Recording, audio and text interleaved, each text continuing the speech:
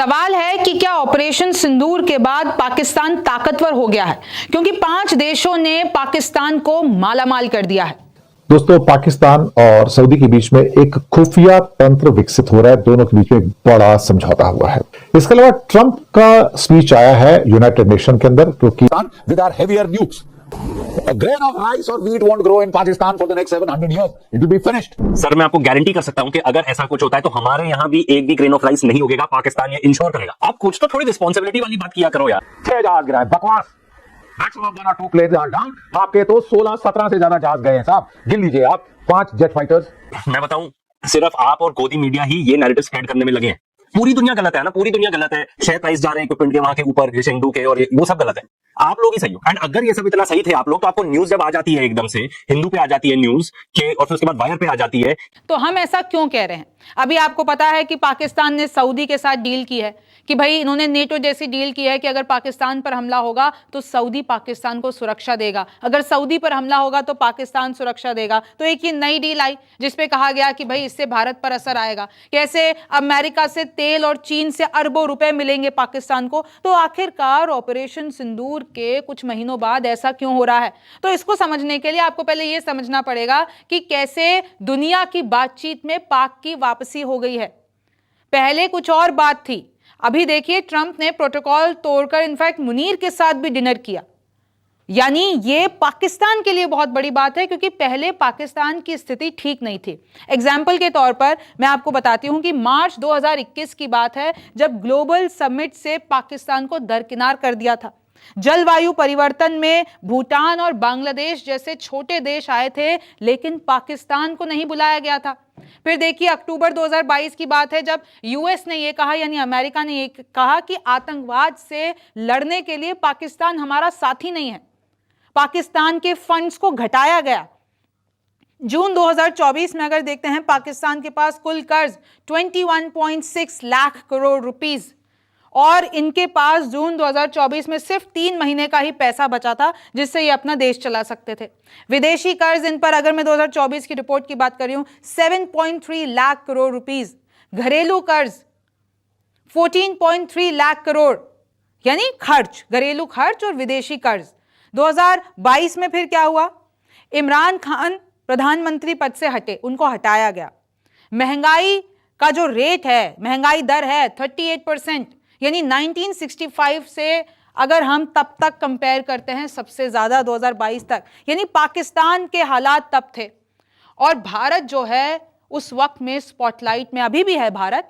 और तभी भी अगर मैं आपको स्पॉटलाइट में भारत बता देती हूं, तो G20 की हम होस्ट रहे, मेजबानी की। यूएस से हमारी दोस्ती गहराती चली गई, हालांकि अभी संबंध बिगड़ चुके हैं। फ्रांस के साथ एआई समिट किया, आपको पता ना, प्रधानमंत्री मोदी फ्रांस गए थे। इंटरनेशनल सोलर अलायंस बनाया, 2.1 लाख करोड़ का हमने लोन दिया, लिया नहीं दिया बल्कि। चौथी सबसे बड़ी इकोनॉमी यानी भारत की स्पॉटलाइट। अब देखिए क्या हो रहा है। ऑपरेशन सिंदूर के बाद क्या क्या हुआ? आपको पता है कि किस तरीके से पहलगाम टेरर अटैक हुआ, उसके बाद कैसे भारत ने ऑपरेशन सिंदूर चलाया और पाकिस्तान के साथ हमारी जंग हुई और फिर सीज फायर हुआ। लेकिन उसके बाद प्रधानमंत्री मोदी ने एक साफ संदेश दिया कि आतंकवाद इनडायरेक्टली और डायरेक्टली दोनों तरीके से सहन नहीं किया जाएगा। लेकिन वही पाकिस्तान जो आतंकवाद का समर्थक है, प्रोड्यूसर है, उसी के साथ क्या हुआ? पाकिस्तान और यूएस की ऑयल डील हो गई। वहां से ट्रंप ये कहते हैं कि भाई हम पैसे देंगे, इन्वेस्ट करेंगे, तेल निकालेंगे, यानी पाकिस्तान के साथ पाकिस्तान की इकोनॉमी बढ़ाने के लिए हम वहां से तेल निकालेंगे, यानी अच्छी खासी डील करेंगे, अच्छा खासा इन्वेस्टमेंट करेंगे। ट्रंप ये कह रहे थे। ये सब ऑपरेशन सिंदूर के बाद हुआ है। मुनीर संग डिनर, प्रोटोकॉल तोड़कर ट्रंप ने मुनीर के साथ, ये वही मुनीर हैं जिन्होंने पहलगाम अटैक को कहीं ना कहीं उकसाया, उन्हीं के हेट्रेड भरे भाषणों के बाद वो हुआ जहां पर धर्म पूछकर गोली मारी गई। और देखिए, उन्हीं मुनीर के साथ ट्रंप ने डिनर किया, व्हाइट हाउस बुलाया, और अभी वापस मिलने वाले हैं। ट्रंप ने टैरिफ 29% से घटाकर 19% कर दिया। भारत का तो इन्होंने, भारत पर तो जुर्माना भी लगा दिया, भारत पर टैरिफ कर दिया 50% और साथ में जुर्माना, लेकिन पाकिस्तान का टैरिफ घटा दिया। फिर एक दिन भारत तेल पाकिस्तान से खरीदा, ये कहने वाले ट्रंप है कि अब ऐसा हो जाएगा जब हम पाकिस्तान के साथ तेल की डील करेंगे, ऑयल डील करेंगे, तो एक दिन ऐसा आएगा कि भारत तेल पाकिस्तान से खरीदेगा। पाक में 1 लाख करोड़ निवेश करेगा चीन। चीन तो हमेशा से करता है, लेकिन चीन का जो पाकिस्तान में पूरा का पूरा ये belt and road initiative, CPEC, China and Pakistan economic corridor, 1 lakh invest करेगा। सऊदी संग डील हो गई, जिसके बारे में मैंने आपको शो के शुरुआत में बताया। बांग्लादेश के साथ मिलकर पाकिस्तान हथियार बनाएगा। तुर्की, जो कि अभी खलीफा बनने की तैयारी में है मध्य पूर्व का, ड्रोन बनाने में पाकिस्तान की मदद कर रहा है। तुर्की, तो सोचिए पाकिस्तान को कैसे हर जगह से सपोर्ट मिल रहा है। पाकिस्तान की अब चांदी ही चांदी है। पाकिस्तान की ग्लोबल पॉलिटिक्स में वापसी हो चुकी है। ऐसा क्यों हो रहा है? क्या पाकिस्तान को लोकेशन का फायदा मिल रहा है या गंदे कामों का? ये जो पाकिस्तान पीछे वाले काम करता है आतंकवाद के लिए और जैसे भी चीजें करता है, सोचिए UN में उसको अध्यक्ष बनाया गया आतंकवाद के खिलाफ लड़ने के लिए, जो कि एक आयरनी है अपने आप में। तो आखिरकार पाकिस्तान को किस चीज का फायदा मिल रहा है?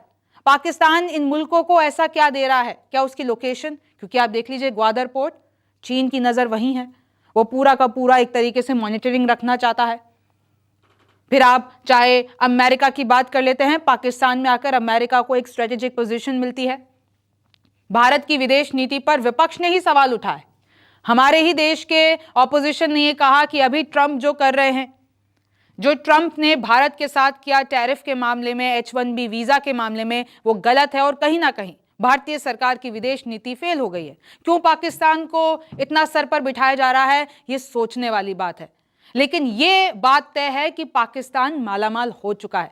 लेकिन अगर आप गूगल पे जाएंगे और पाकिस्तान लिखेंगे ना, तो आपको पाकिस्तान की वही हरकत दिखेगी जो वो हमेशा करता है। पाकिस्तान ने क्या किया, क्या हुआ भारत पाकिस्तान के मैच में?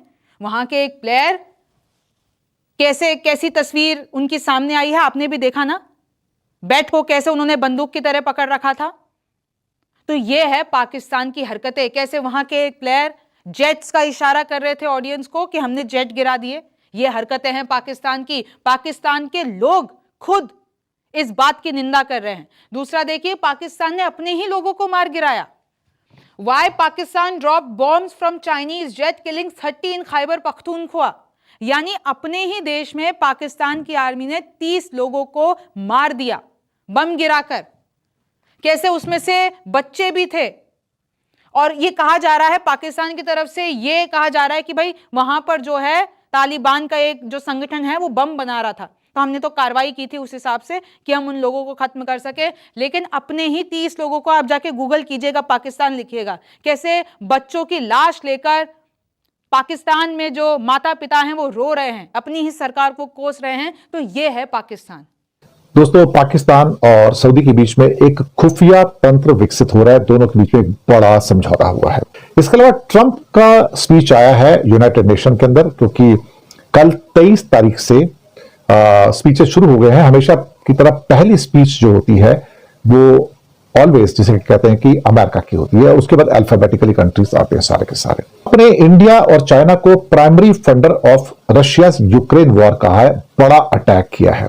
लेकिन इसके साथ कुछ ऐसा अटैक यूरोपियन यूनियन के देशों पर भी किया है, नेटो कंट्रीज पर भी किया है, और वो बहुत गुस्से में हैं। एक तो पहले उनका क्या कहते हैं कि टेलीप्रॉम्प्टर नहीं चल रहा था, और फिर उनको गुस्सा आया कि यूनाइटेड नेशन के ऑफिस की सीढ़ियां भी खराब थी और उनको तकलीफ। सवाल है कि क्या ऑपरेशन सिंदूर के बाद पाकिस्तान ताकतवर हो गया है, क्योंकि 5 देशों ने पाकिस्तान को मालामाल कर दिया। डिफेंस पैक्ट हुआ कि एक कंट्री पे अटैक जो है दूसरी कंट्री पे भी अटैक समझा जाएगा। अब पाकिस्तान की ISI और सऊदी अरब की जनरल इंटेलिजेंस प्रेसिडेंसी, GID उसका शॉर्ट फॉर्म है। हालांकि जनरल इंटेलिजेंस प्रेसिडेंसी में D वर्ड तो नहीं आता कहीं पे, लेकिन यही है, जो भी है, जैसे भी है, लेकिन नाम उसका जनरल इंटेलिजेंस प्रेसिडेंसी GID है। वो और ISI मिलके एक बड़ा खुफिया सिस्टम बनाने जा रहे हैं। इसका काम होगा खुफिया इंफॉर्मेशन को कलेक्ट करना, डेंजर्स को एंटिसिपेट करना और उससे निपटने के लिए एक कोऑर्डिनेटेड एक्शन प्लान तैयार करना। अब पिछले हफ्ते ही strategic mutual defence agreement SDMA हुआ था उनके बीच में, और ज्वाइंट इंटेलिजेंस मैकेनिज्म एस्टेब्लिश करने का फैसला भी किया। अब मुझे लगता है कि ये ज्वाइंट इंटेलिजेंस मैकेनिज्म है, ये अपनी किस्म का कुछ ऐसा ही है जैसे कि अमेरिका कनाडा वगैरह के बीच में फाइव आइज है, और अब यहां पर एक जॉइंट इंटेलिजेंस सिस्टम भी क्रिएट किया जा रहा है। उनका मकसद है कि एक हॉटलाइन क्रिएट की जाएगी दोनों देशों के बीच में। उस हॉटलाइन के द्वारा कोई ना कोई जो भी रियल टाइम इंफॉर्मेशन है, सीक्रेट इंफॉर्मेशन है, कम्युनिकेशन है, उसको वहां पर कन्वे किया जाएगा एक दूसरे के बीच में। बदलते हुए जियोपॉलिटिकल हालात के अंदर मुझे लगता है कि पाकिस्तान और सऊदी अपने सिक्योरिटी क्या कहते हैं सिस्टम्स को और ज्यादा अपडेट कर रहे हैं, मजबूत कर रहे हैं।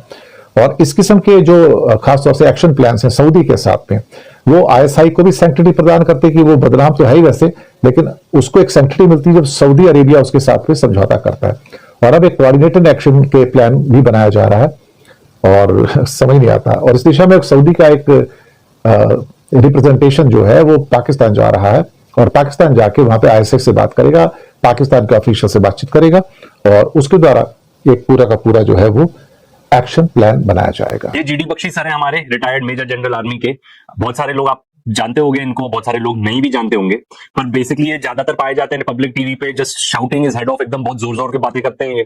ये बातें करते हैं कि कैसे हमको न्यूक्लियर बॉम्ब फोड़ देना चाहिए पाकिस्तान के ऊपर। एंड इनका एक बहुत बड़ा कैरेक्टरिस्टिक है कि ये सिर्फ डेथ, डिस्ट्रक्शन, न्यूक्लियर बॉम्ब, इन्हीं चीज के बारे में बात करते हैं। इन्होंने कभी भी आके, एटलीस्ट मैंने तो नहीं सुना, इन्होंने कभी भी आके शांति अमल की बात की हो, पीस की बात की हो। We can blast the hell out of Pakistan with our heavier nukes. A grain of rice or wheat won't grow in Pakistan for the next 700 years. It will be finished. Sir मैं आपको guarantee कर सकता हूं कि अगर ऐसा कुछ होता है तो हमारे यहां भी एक भी ग्रेन ऑफ राइस नहीं उगेगा, पाकिस्तान ये इंश्योर करेगा। आप कुछ तो थोड़ी रिस्पॉन्सिबिलिटी वाली बात किया करो यार।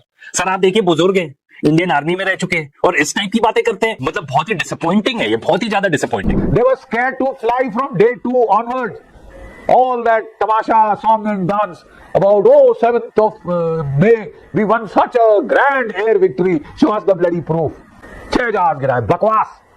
Maximum 1 or 2 planes are down. आपके तो 16-17 से ज्यादा जहाज गए साहब। गिन लीजिए आप, 5 jet fighters right in the air, right 8 jet fighters on the ground, 8 5 13, ठीक है साहब। और उसके अलावा 2 एवैक एयरक्राफ्ट 15, एक IL-78 air to air refueller 16, और 1 C-130 एयरक्राफ्ट 17 जहाज उड़ गए हैं, 7 रडार उड़ा दिए गए हैं, 2 एयर डिफेंस सैम बैटरी उड़ा दी गई। वाह सर, जीडी बख्शी सर, वाह। अब इसको क्या बोलो, मतलब बाप रे यार, मतलब आप उनको कह रहे हो कुछ प्रूफ दिखाओ, आप भी तो कुछ प्रूफ दिखा दो। इतना बड़ा क्लेम कर रहे हो, जो पूरी दुनिया में बहुत सारे लोग हैं जिन्होंने बताया कि हमारे इतने इतने जहाज गिरे थे, ठीक है, काफी मीडिया आउटलेट्स ने कवर किया है।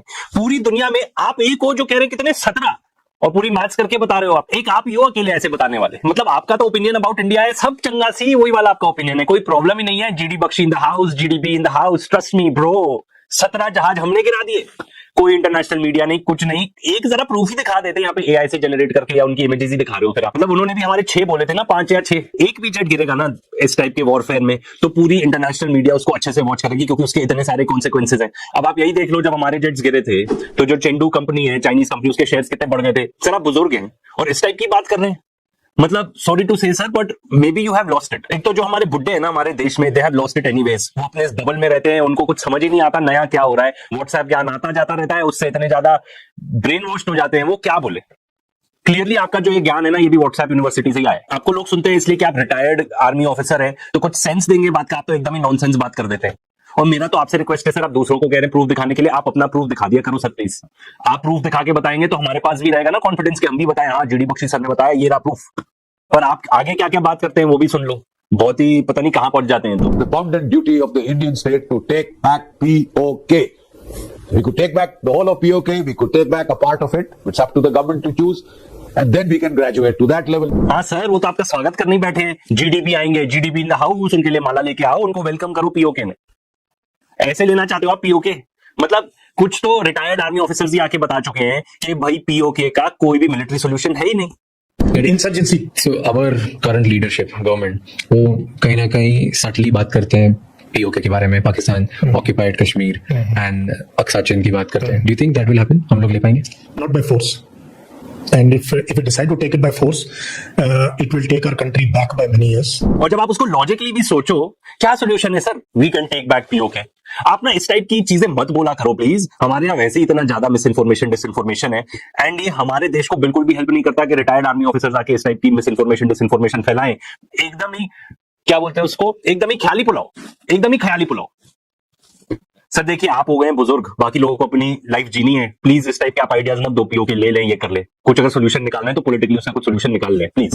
We need to impose deterrent levels of punishment, and we can take Pakistan to the level that it wants till it says it's had enough. Right? There are conflicts taking place in Russia, Ukraine, in the Middle East. Please see the way the Israelis have responded. Unless you impose deterrent punishment like that, you're not going to end it. You are just going to postpone it and let it linger on for decades and decades.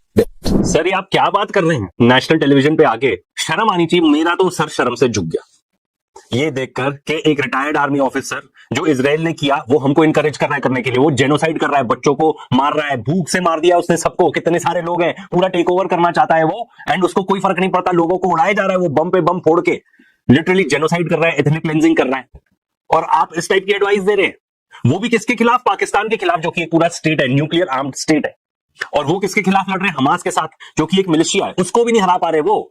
तो कोई comparison ही नहीं है। वैसे ये GD Bakshi जी की इतनी सारी चीजें थी डिबंक करने को, हमने कुछ यहाँ पे की है। Next Type of capabilities which is astonishing. Our Iron Dome, Indian Iron Dome, is as good, if not better, than the Israeli. Israelis are just defending 28,000 square kilometers. We are defending millions of square kilometers, the entire Western Front from Kashmir to Kutch. Yes. यार क्या यार, पता ही नहीं था मुझे कि हमारे पास पूरा आयरन डोम है। तो फिर वो सुदर्शन चक्र की क्या बात हो रही थी जो हमारे प्राइम मिनिस्टर अनाउंस कर रहे थे 15 अगस्त को कि वो बनाएंगे? अरे यार मतलब हद हो गई यार। हमारे पास कुछ एयर डिफेंस सिस्टम्स हैं, ठीक है, विच आई बिलीव, जो हमें लगता है ज्यादा वहां पे हमारा रिसोर्स है, कोई मिलिट्री रिसोर्स, उसको गार्ड करने के लिए, उसको प्रोटेक्ट करने के लिए वो वहां पे है। इन्होंने तो कह दिया हम पूरा प्रोटेक्ट कर रहे हैं। अरे यार मतलब आप सर एग्जैजरेट उतना किया करो जितना डाइजेस्ट हो सके। हमारे देश में स्कूल्स नहीं है बच्चों को पढ़ने के लिए, ठीक है ना, और बात हो रही है सुदर्शन चक्र की, और आप बात करो कि हमारे पास तो आयरन डोम है ही है ऑलरेडी। और ये जो पर्टिकुलर चीज है ना, ये चलो इजराइल तो छोटा सा देश है, उनके पास आयरन डोम है, ठीक है। यूनाइटेड स्टेट्स ऑफ अमेरिका में भी प्लान हो रहा है कि वहां पे इस टाइप का बनाएंगे आयरन डोम फॉर अमेरिका, तो जिसको गोल्डन डोम का नाम दिया जा रहा है। एंड उसका पता है कॉस्ट कितना बताया जा रहा है? अराउंड $830 बिलियन ये उसका पर्टिकुलर कॉस्ट बताया जा रहा है, एंड 20 सालों में कंप्लीट होगा वो। अरे भाई हमारे बच्चों को ना आप पढ़वाने के लिए स्कूल्स बना दे। आप तो देशभक्त है ना सर, तो हमारे लिए क्या ज्यादा जरूरी है, इस टाइप का गोल्डन डोम आयरन डोम बनाना या बच्चों के लिए स्कूल्स? एंड ये सब बनाने की बात तो सर आप छोड़ दो, पहले तो हम खुद ड्रोन्स बनाने लगे खुद, उसके लिए भी हम चाइना पे रिलायंट है। एक जेट इंजन बना ले अपना, ताकि ये जो तेजस की डिलीवरी डिले होती रहती है क्योंकि जीई से इंजन नहीं आया, तो पहले ये सब चीजों पे फोकस करने की जरूरत है ना। इतना ख्याली पुलाव वाली आप बात बता रहे हो। You see, a number of experts are saying even the Israelis haven't done it, even the Americans haven't done it. Arnab, let me be upfront and straightforward, right? In Ukraine, they are using American air defense systems like the THAAD and the Patriots. Their kill rates vary between 70 to 80%. The Russians, with their combination of their layer of weapons, S-400s and upwards, they are achieving kill rates of 85%, sometimes a bit more. The Israelis against Iran, demonstrated performance I'm talking of, against Iran achieved 97%, 99%, right? They are also not totally weak proof, even though have a much smaller target to defend. India has billions of square kilometers to defend, and with that to match the Israeli rate of attrition is a technological feat that hasn't sunk in, Arnab. Nobody is talking about it. It is a revolution in military affairs, thanks to our scientists. Nobody is talking about it. Of course, कोई बात ही नहीं कर रहा इस चीज के बारे में। ये तो आप पता नहीं कहां से थॉट ले आए हैं। अपने सोर्स बताया करिए प्लीज।